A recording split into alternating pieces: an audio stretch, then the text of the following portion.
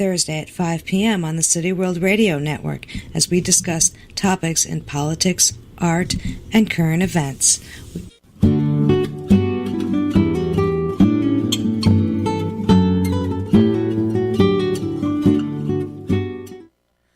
Okay, welcome to Intelligent Talk. The website is intelligenttalk.com. We're very pleased to have Mr. Roag Best on. He is the brother of the so-called fifth Beatle, Peter Best. He also has a lot more connections even besides his brother, amazing amount of connections to the Beatles. He also has a museum in Liverpool, the Magical Beatles Museum, which is wonderful, which I saw as well. So, Roag, thank you so much for coming on the program today. Oh, absolute pleasure, Ralph. Thank you. So I just want to get into, first talk about the Beatles and discuss your museum and discuss, it wasn't, when I researched this program and I saw all the connections that you had, it's your half-brother who was Peter Best, who was the so-called fifth Beatle, correct? That's right, yeah. Pete was the original drummer for the band. He was an active Beatle, I like to say, an active Beatle from 1960 to 62. He played over 1,000 shows and recorded 27 tracks as a Beatle. Wow, I didn't realize that long, 1960 to 1962. But the connections go even beyond that. The Beatles really got their start at a club that your mother had in sort of the basement of what was, I guess, her house. Is that right, in Liverpool? Yeah, our mother, Mona Best, she was, Ralph, she was a real character. And she watched a program called a program called the 6-5 Special, which was doing a special on the Two Eyes Coffee Bar in London. And she asked her husband at the time, Johnny Best, at the end of the program, because she was so intrigued, if there was any rock and roll coffee bars in Liverpool. And John at the time owned the Liverpool Boxing Stadium, which was right in the heart of the city. So he knew the city and said, no, he said, there's nothing like that. And she said, well, we should do it. So work began the next day, converting the cellars of the house into a rock and roll coffee bar. And what was the name of that coffee bar again? The Casbah Coffee Club. She watched a film. She got the name for the Casbah. She had two movie star idols, Ralph. One was John Wayne, and as our mother used to say, John Wayne, because he's all man. Yes. And the other was a French actor called Charles Boyer, and he was in a film called Algiers. And he says to the love interest in the film, I would like to take you to the Casbah. Oh. And Mo seeing the film went, that's it. That's what we're going to call the club. It's going to be the Casbah. Now that's wonderful. And I want to talk about that club in 1 second, but also your father, was he the road manager or the manager before Epstein of the Beatles? Or what role did he play? Mr. Aspinall, I guess. Basically, the Beatles' popularity had grown. They needed to get to venues, but they were lacking a van and lacking a driver. So Peter came to my dad, to Neil, and said, "Hey, how do you fancy driving the Beatles?" He said, "I'd love to do it, but I've got one problem. I haven't got a van. I've got no money to buy a van, and I've got no means of raising money to buy a van. But if we can get past those little little problems, please, I'll drive the Beatles." And so my mother, Mona, bought my father a van. He became the Beatles roadie. He then became the road manager, and he eventually became the managing director of Apple Corps. And when Epstein came in, then was that after him, I assume, or was that? Did they overlap at some point? Brian Epstein. Oh no, they were there at the same time. Brian came along back end of '61. No, my dad was there right through the whole time that Brian was there.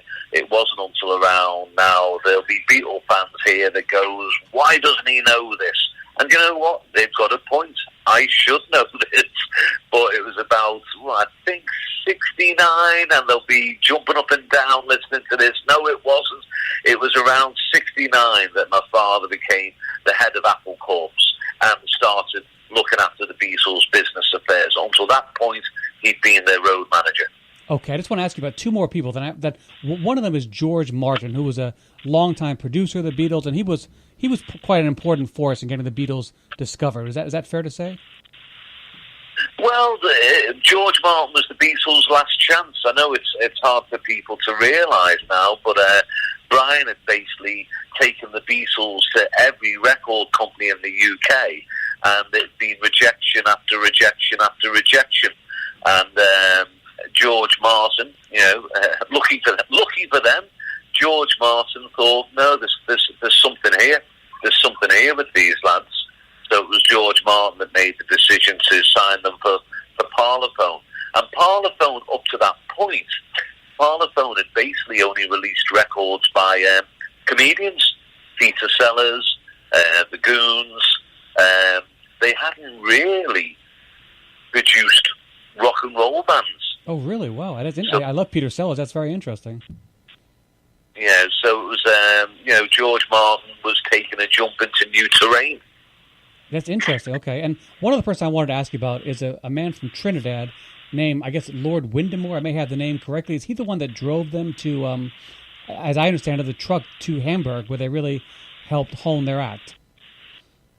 Oh, no. What happened? The guy's name was Lord Woodbine. Lord Woodbine. And that was a nickname.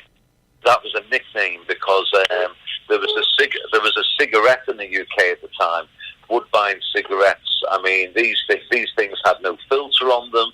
They were so strong. If someone, it was like smoking a heart attack. But Lord Woodbine used to smoke them literally one after another. Now, Lord Woodbine, as he was known, everyone knew him as Woody. Woody used to play at the Jacaranda Club with his steel band. And Alan Williams, the owner of the Jacaranda Club, came walking in one night, and Woody had gone, and so had the steel band. What had happened, a German sailor had come in and told them that they'd get more money playing out in Hamburg. So they just moonlighted to Hamburg. He disappeared. But he stayed in touch with Alan, and it was Woody who wrote to Alan and said, listen, this scene out here is wide open for rock and roll groups.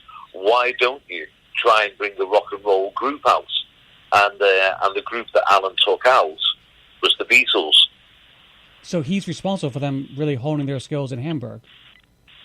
Yeah, it was Alan Williams that basically took them out to Hamburg. It was his idea when they first got there, because this is a raw band. It's a new band. It's not as tight as it should be. And they played the Indra Club, which was owned by a promoter called Bruno Koschmieder. And Bruno Koschmieder was so unimpressed with the Beatles, he told Alan Williams that it just wouldn't do. He would have to take them home with him. Okay. What Alan did, he didn't tell the Beatles this, and about 4 o'clock in the morning, he got in his little minibus and disappeared back to Liverpool. So Bruno Koschmieder was thinking the Beatles were going to be getting taken back to Liverpool. What he found was he'd been dumped with this Liverpool band. And then what Koschmieder started to do, and I'm sure you know, Ralph, where you hear these stories about Hamburg Mac Show, which is basically make a show. When the Beatles were on stage, he'd be walking to the front of the stage, jumping up and down in front of them, arms waving around, make a show. And they started to make a show, and with those long hours, 8 hours a night, 7 nights a week, they became a force. And they became a force that changed the face of music as we know it. Absolutely. I've actually gone to Hamburg. I've seen some of those venues. Just to discuss your brother Pete and the sad when he was pushed out by the Beatles. As I understand it, and correct me if I'm wrong because you would know much more about it than I would, but I had read that George Martin, the producer, was the one who was the impetus and told Epstein that your brother had to go. Do you have any, and ironically, I think your brother knew Ringo Starr, who replaced him. Do you have any color to add to that story, or why he was pushed out, or any explanation as to why that happened, or who was behind it? Well, it wasn't as straightforward as that. I have my own theory on it, and if you look at, not that the general public do, and I'm sure now at the internet they could, but if you look at recording sheets at EMI at that time and leading up to that time, none of the groups got to use their own drummer. EMI had 3 or 4 session drummers, and they were always brought in to play. It didn't matter who the group was, they were brought in to play. So what George Martin said was basically, yeah, I'm listening, but we're going to bring in a session drummer. We're going to bring in Andy White. And my own theory on it, I think the boys panicked. I think they thought they were going to lose their chance. They were very young. I think they misread it. So they removed Pete from the group. They brought Ringo into the group. They took Ringo back to London with them. Ringo then played, and George Martin said, I'm going to use a session drummer. It didn't change a thing. And Andy White was still brought in to do the initial recordings. So can you explain to me why it didn't change a thing? Can you just explain that aspect again, please, Roag? Well, the aspect of it was that George Martin had made his mind up, because that was EMI's norm, that they used session drummers. So he was going to use Andy White to take Pete's place on the recording. The Beatles came back with Ringo, and George Martin basically said, well, hey, you've changed your drummer, I'll listen to him, which he did, and then went, no, nothing's changed. We're going to be using Andy White. Interesting, okay. Your brother did know Ringo Starr, correct? They had played together and had something. Yeah, they were really good friends. Ringo's group prior to the Beatles, Roy Storm and the Hurricanes, used to play the Casbah Coffee Club. They played there on a lot of occasions. And also when the Beatles and Roy Storm and the Hurricanes were in Hamburg playing the Top 10 Club, they used to do an hour on, an hour off. So you'd have the Beatles for an hour, Roy Storm and the Hurricanes for an hour. Back to the Beatles, back to Roy Storm and the Hurricanes. So they were really close friends. How did that, did this pretty much kill their friendship? Was there any contact after the Beatles had taken off? And I know your brother went through some hard times, as anyone would, I read, having this happen to them. I guess over time you just adjust. And as I understand, he left music for a time, was even, I read, a civil servant in Liverpool, and then went back to music. Is that correct? Yeah, he was devastated. He's only a young man. He was devastated. You've got to process how a young man would feel. It wasn't just the dismissal from the Beatles. You're talking about a group of young men who lived in each other's pockets, and they're all pursuing the same dream. So he was devastated at first. Then he got an offer to join a group called Lee Curtis and the All Stars. He played for them for a time. They got signed to Decca. Then Pete and the group left and became the Pete Best All Stars. Then they became the Pete Best 4. They also then signed to Decca. And then the group became the Pete Best Combo, and they signed to the USA label Cameo Records. And they were out in America touring. And then the Musicians Union felt that there were too many English musicians in the USA, and it wasn't being reciprocated by the UK. So English musicians were not being started. They were getting asked to leave, to go back. So English musicians were being sent back home to the UK. Basically, Pete was told he could stay if he wants to play with American musicians, but his group would have to go back home.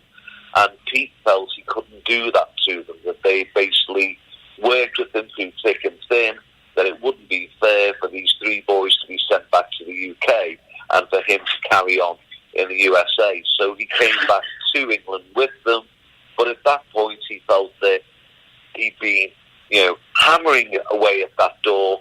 And he was married by this time. He had 2 young children, and that was when he said, "It's time. I've got to turn to my family. I can't be trying to be a rock star, and they're suffering now because of it. I'm going to have to go and get a 9-to-5 job and provide." And that's what he did. And when Epstein actually brought the, I believe it was Epstein who did the actual firing, correct? That is correct, yeah. And did Epstein try to do it in any kind of a nice way? Did he sugarcoat it? Did any of the boys, as you say, try to keep in contact with him or maintain any kind of a friendship? Was there any kind of a warmth to it afterwards, or was it pretty just brutal and that's it? No, No, once the deal was done, it was done. From Pete's recollections, and I've heard him recollect it many times, he was called into Brian's office. He just thought it was a normal meeting because the way it used to work prior to Brian, Mo would do the phone bookings and Pete would have the diary with him and take any bookings that were given while they're at a venue. And there was this period where Brian didn't know what he was doing, so he was picking Mo's brains and he was picking Pete's brains, asking Pete to come in.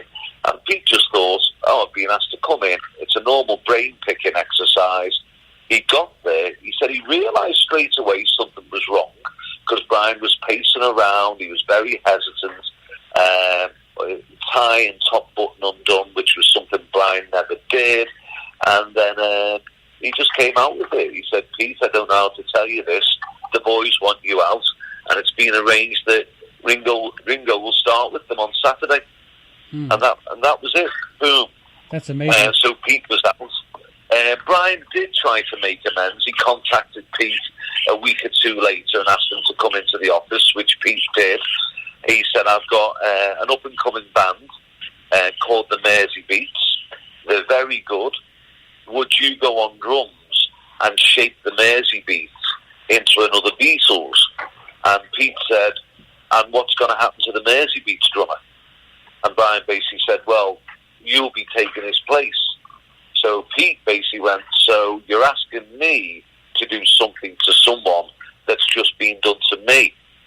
And he said, Brian's just staring at him.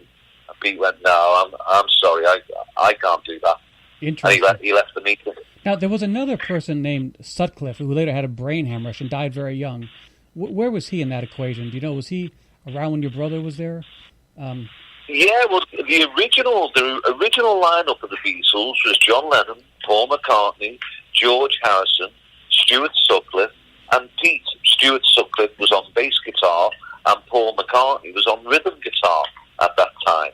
Okay. And it was basically, whilst they're out in Hamburg, Stuart left the group, and Paul went on to bass guitar. Yeah, he died very sadly of a brain hemorrhage, and then Epstein died young too. Did Epstein kill himself, if I recall? The manager? We don't know. Well, we don't know if he killed himself, but it was a drug overdose. I don't think it was something he did purposely. I don't think Brian had set out to kill himself. It was just taking drugs that had gone horribly wrong, and losing his life was a consequence of that. And there were rumors that, I don't know if you have any thoughts on this, that Lennon had an affair with Epstein, and they took a trip to Spain together. I think there was a film about that, and that they were very close. Do you put any credence into that rumor? No, I don't think there's any credence in that rumor at all. And I spoke to Pete one time about this and went, what do you think of it? Now, Pete was in the group at that time, don't forget. And I said to Pete, what do you think of that? And Pete said, absolute nonsense. I said, really? He said, absolute nonsense. He said John didn't show any tendencies of that nature whatsoever. Okay. Just one more question before I turn you to the museum. Is it fair to say that John, from my reading, was the one who sort of put together the group, that he got McCartney involved, for example, and sort of tested him, and he was kind of like the catalyst? And could some people say he was really the person behind the Beatles as they got started? Is that fair to say? Well, yeah, it was John's group in the beginning. I think it became a collective at one point, and me personally, towards the end, I think it became Paul's group. Really? Why was that? Because Paul became the catalyst for the music, or?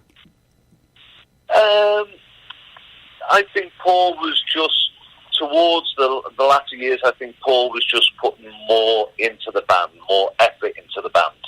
Okay. Yeah, I think everyone else, and this is only my opinion because I still know the guys. I've got a lot of time for all of them. I have no problem with any of them, but I just think at that point, Paul was putting more in. He was putting more effort in. He was pushing it along more than any other member at that point. I'll just ask you one more question to put you on the spot. It's a terrible question, but I can't help but asking, is there one of them who you thought was the most talented in terms of writing music, in terms of doing the music, in terms of just like, I mean, they were all obviously so talented, but is there any one of them which stands out in your mind, or is it not something you probably don't want to answer? Well, I think, if a band has a guy who's a great songwriter, normally a band has one guy who's a great songwriter. The Beatles had two great songwriters, and what came of that is, yes, the songs are Lennon and McCartney, but if you've got two great songwriters there's always going to be one-upmanship. They're always going to be trying to better the co-writer, and what that resulted in was these amazing songs, this catalogue that people are still listening to today. You've got two songwriting geniuses who are really in competition. They might be a partnership, but they're in competition as well. Okay. I want to talk now about your museum. And I'll tell you, it's called the Magical Beatles Museum. It's in Liverpool. It's on Matthew Street, I believe, and it's near the Cavern Club, which was also a major venue for the Beatles, which I saw as well. Could you give us the website for your museum, please, Roag? Yeah, it's magicalbeatlesmuseum.com. magicalbeatlesmuseum.com. And as I understand it, there were 3 different floors covering different periods, but it took you something like, as I read, 10 years to find this building and really to find the right venue for it. It took you a long time to get this done. Is that right? Yeah, Ralph, I got close on a couple of occasions. I got close to one building, then the guy pulled out at the last minute. I got close to another building, and then the guys who were backing me at that time produced this ridiculous contract that they wanted me to sign, where they would say where my collection was housed, and they would control my collection. And I said, there's no way I'm doing that. So that deal collapsed the day before we were going to sign off on the building. And then I got close to another building, and I got gazumped. For those of you in the USA, means that someone just bid a lot more money than I could. And then I'd given up, and it was a chance meeting in a car park. I was walking back to my car, looking all forlorn, having just found out that I'd lost the building, having realised, Ralph, that there was absolutely nothing left on Matthew Street. Every building had gone. Matthew Street is the epicentre of Liverpool's nightlife and of its tourism. And I'm looking all forlorn, and I hear this voice shout across the car park, "What's wrong with your face?" which is a Scouse term for "why are you looking so sad?" I turned round, and it was a buddy of mine I hadn't seen in 4 years. So I told him, I said, I'm having to let go of a dream. He said, "What's the dream?" I told him what the dream was. He said, "Wow." He said, "That's an amazing idea to be able to do that on Matthew Street." And I said, "Yeah, but all the buildings have gone." I said, "So I've got to accept my fate. It's not going to happen." And he went, "I've just been offered a building." I said, "Are you serious?" He said, "Yeah." He said, "About 30 minutes ago." He said, "Got a phone call." I said, "Who else knows about it?" He said, "Nobody." He said, "I've literally been called 30 minutes ago." So I said, "Are you buying it?" To which he said, "Ralph, I don't know. Are we buying it?" And I stuck my hand out and said, "It looks like we are." He phoned the gentleman concerned. We walked back to Matthew Street, went to the building, sat with him, agreed the deal on a handshake. His only request of me was very old school, sharp as taxi, 82 years old. And he said to me, "You've shook my hand." He said, "That means something to me."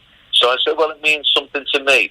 He said, "Well, you've shook my hand, so I don't expect you to back out of this deal." I said, "Well, while we're shaking hands," I said, "I have a request of you."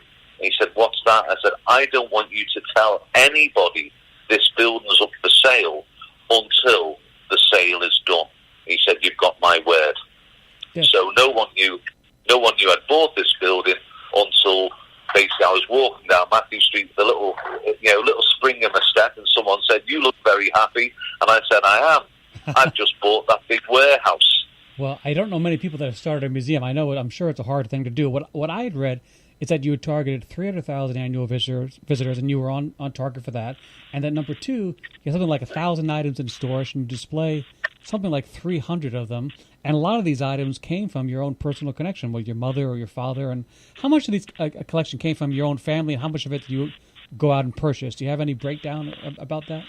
Oh, not a breakdown as such, but the collection started in the silliest way, i.e. the Casbah Coffee Club's original sign, which Coca-Cola asked to buy back from me a few years ago. I won't tell you the amount they offered for it, but a lot of people looked at me and went, "Are you insane?" Really? You know, that sign was basically face down in the driveway, and concrete was being mixed on the back of the sign, and the sign was picked up and thrown in a dumpster. We call a dumpster a skip, but it was thrown in a dumpster. And I said to my mother, "Can I have that sign?" And she said, "What do you want with that old sign?" I said, "I want to put it on my bedroom wall." And she said, "Well, if you want to clean it up and put it on your bedroom wall, you can have it." So I pulled it out the dumpster, cleaned it all down. It was on my bedroom wall for years. And then on my mantelpiece in the bedroom was a trophy that, if you look at the cover of Sergeant Pepper's album, there's a trophy on the floor by their feet. That was on my mantelpiece for years. And then the medals that John wears on the Sergeant Pepper album cover, they were my grandfather's medals. I used to wear them on the front of a denim jacket. I was stopped by my mother from wearing them because I tore one of the sashes climbing up a conker tree. I was only about 14, 15. So there was all these things coming my way. And then I got the book. So I was starting to say to my mum, "Can I have that? Can I have that? Can I have those? Can I have that?" Because I was the only one that was interested. She was going, "Yeah, go on, you can have it, you can have it, you can have it." Wow. And then I started playing drums about 14, 15. Needed a drum kit, and Pete was at the house, and Mo said to Pete, "I'm going to buy Roag a drum kit." And Pete said to me, he said, "Well, come downstairs into the club." And I went downstairs into the club. He said, "There you go." He said, "There's a Premier drum kit there, or a Ludwig drum kit." He said, "Which one do you want?" So I was standing there looking at them, and then he said, "Oh, it doesn't matter." He said, "You can have both." So I ended up with both of Pete's Beatle kits. The Premier is most probably the more famous one, because the Ludwig one was only played by Pete the last 4 weeks of being a Beatle. So I ended up with the two Beatle drum kits. Again, asking Pete for things, then he was giving me things. A couple of things he said no to. I asked for his Beatles leather jacket. He said no. I asked for his contract with Brian Epstein. He said no. But otherwise, he basically said, "You can have it." And then, of course, during this time, there was all this stuff pouring into the house from 1960 to 68 from my father.